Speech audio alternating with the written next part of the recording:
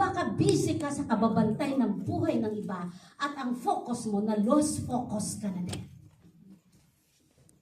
Hallelujah! Nawawala yung energy, nawawala yung vigilance, nanghihina ang kanilang mga kamay at ang kanilang mga tuhod at sila ay madaling tumigil dahil hindi na nakafocus sa marathon of life.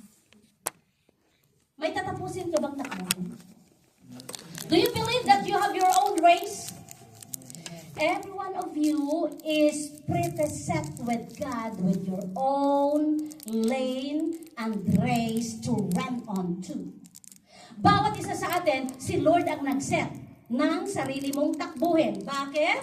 Kasi hindi tayo sabay-sabay nakakilala kay Lord. Hindi kayo pwedeng sumabay sa amin, nauna kami, ang tagal na namin. Kumbaga, ang dami nyo pang kakaining bigas, sabi sa Tagalog. Do you get my point? Ang kagandahan, natututo tayo doon sa mga nauuna sa atin. And that's what the Lord is saying, we are surrounded by great cloud of witnesses.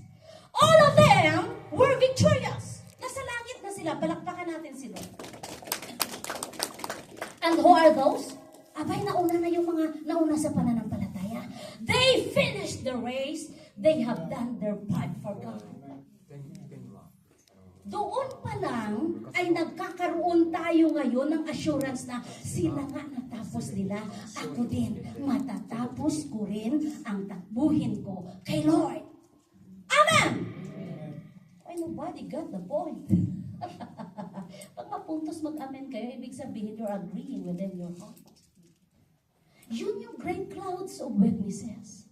Bakit sabi sa Bible, ang iba nga dinala ni Lord sa langit eh.